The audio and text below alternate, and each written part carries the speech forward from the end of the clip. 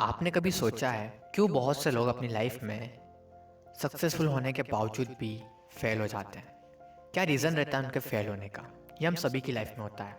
और आज मैं जो आपको बताने वाला हूँ वो मेरे एक्सपीरियंस है। हम जब कुछ नया अचीव करने जाते हैं या फिर हमें पता रहता है कि हमें इस चीज़ में सक्सेस चाहिए, आप जिस फील्ड से रिलेटेड वर्क करते हैं, आप सोचते हैं कि आपको उस काम में बेटर करना है, आपको उसमें बहुत अच्छा करना है, आपको उसमें सक्सेस चाहिए।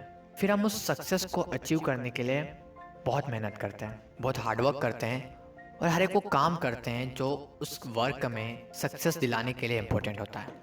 आप हर एक को एक्शन लेंगे, आप बहुत ज़्यादा हार्डवर्क करेंगे, आप प्लान बनाएंगे, अपने लिमिट से ज़्यादा करेंगे। देन फिर रिजल्ट जो होता है उसे देखकर आप खुद चौंक जाते हैं। आप देखते हैं कि आप सच में उस वर्क में जिसके लिए आपने मेहनत करी थी आप उसमें सक्सेसफुल हो गए या फिर आपने उसमें सक्सेस अचीव कर ली है। बट सडनली क्या होता है कि उसके बाद जब हम उसी काम में और बेटर करने जाते हैं तब हम फेल हो जाते हैं। फिर हम सोचते हैं कि हमारे साथ ऐसा क्यों हुआ। लास्ट टाइम हमने इसी काम में सक्सेस अचीव करी थी बट इस बार हम क्यों नहीं कर पाए। यह हम सभी के साथ होता है। क्या रीज़न है? एक बार जिस काम में हम सक्सेसफुल हो जाते हैं फिर जिसमें हम सक्सेस अचीव कर लेते हैं, देन सेकेंड टाइम उसी काम में क्यों फेल हो जाते हैं। ये बहुत बड़ी बात है। अगर आपके साथ नहीं हुआ है और अगर आप आज ये बात समझ लेते कि ऐसा क्यों होता है तो ये आपके आने वाले टाइम में आपके बहुत काम आने वाली है।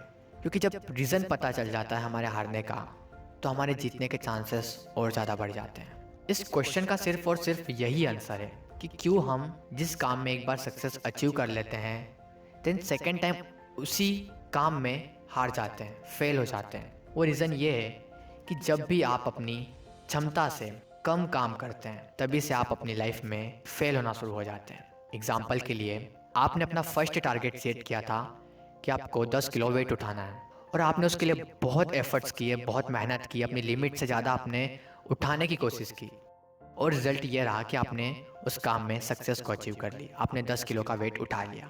फिर आपके अंदर एक कॉन्फिडेंस आता है कि यस मैं अब कर सकता हूँ, मैं और बेटर कर सकता हूँ। देन आपका सेकेंड टारगेट ये होता है कि आपको 15 किलो वेट उठाना है और उसके लिए भी आप मेहनत करते हैं क्योंकि आपके पास आप एक कॉन्फिडेंस जनरेट हो जाता है और आप फिर उस काम को, उस 15 किलो वेट को भी उठा देते हैं। बट जब ये वाली स्टेज पे हम हमारी लाइफ में आते हैं तब एक नई चीज़ जनरेट होती है, और कॉन्फिडेंस। और ये और कॉन्फिडेंस ऑटोमेटिकली हमारी लाइफ में जनरेट होना स्टार्ट होता है और फिर हम अपने आप की बात सुन लेते हैं कि यस अब मैं कर सकता हूँ। फिर जब नेक्स्ट टाइम आप 20 किलो वेट उठाने का टारगेट रखते हैं तब आप उसे नहीं कर पाते हैं। क्यों? क्योंकि जो प्रिपरेशन थी, जब आपने 20 किलो वेट उठाने की प्रिपरेशन करी तब आप सिर्फ और सिर्फ 10 किलो वेट उठा रहे थे। इस चीज़ को ध्यान से समझना। जब 2 बार सक्सेस मिलने के बाद हम तीसरा टारगेट रखते हैं तो जो उसकी प्रिपरेशन होती है वो बहुत लो होती है। हम हमारी लिमिट से भी कम प्रैक्टिस करते हैं उस चीज़ की।